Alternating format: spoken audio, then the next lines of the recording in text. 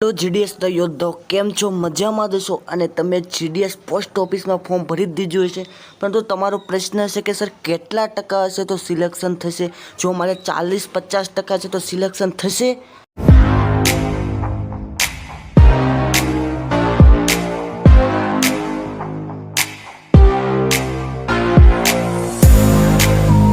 વિદ્યાર્થી મિત્રો, સ્વાગત છે આપણી ચેનલ એજ્યુકેશન ટીમ સુરતની અંદર. વિદ્યાર્થી મિત્રો, આજે આપણે વાત કરવાના છીએ કે 40-50% હશે તો સિલેક્શન થશે કે નહીં.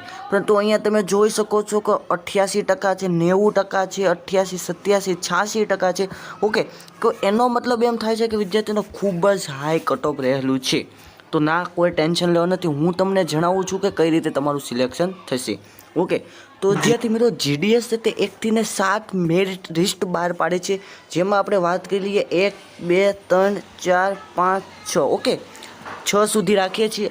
હવે વાત કરીએ વિદ્યાર્થી મિત્રો કઈ રીતે હોય છે. તો પહેલું મેરિટ લિસ્ટમાં કઈ રીતે હોય છે કે એમાં હાઈ એટલે કે A1 વાળા વિદ્યાર્થી હોય છે, જેમ કે 90 છે, પછી 89 છે, એ સ્ટુડન્ટને અપ્લાય કરે. હવે જો એ સ્ટુડન્ટ બાકી રહે અને એડમિશન એટલે કે અપ્લાય નથી કરતા અને પોતાનો જે ઓફર લેટર આવ્યો છે ત્યાં ડોક્યુમેન્ટ વેરિફિકેશન કરવા નથી જતા, તો રાઉન્ડ 2 બહાર પડે છે. અને એ રાઉન્ડ 2 ક્યાંથી હોય છે? 80% છે, 85% છે, 88%માં ચાન્સ લાગે છે. ઓકે, બસ આવી રીતે રાઉન્ડ 3 બહાર પાડે છે કે જો આ 2 છે એ વેરિફિકેશનમાં નથી જતા અને જે વિદ્યાર્થીઓ બાકી રહે છે એમાં માટે 3માં જવાનું હોય છે. અને જે મેરિટ લિસ્ટ 3 બહાર પડતું છે એ ત્રીજું મેરિટ લિસ્ટ છે એ ક્યાં હોય છે કે 88 હોય છે, 85 હોય છે, 87 હોય છે.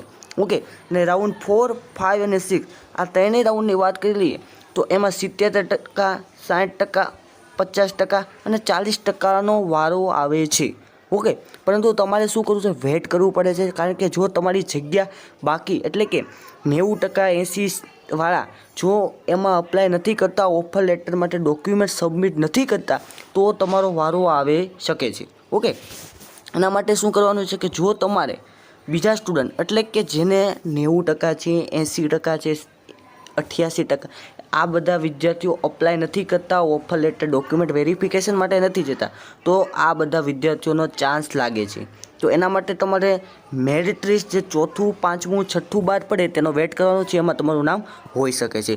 આવી જ ઇન્ફોર્મેશન માહિતી માટે આપણી ચેનલ એજ્યુકેશન ટીમ સુરતને સપોર્ટ કરો, સબસ્ક્રાઈબ કરો, તમારા મિત્રોને શેર કરો.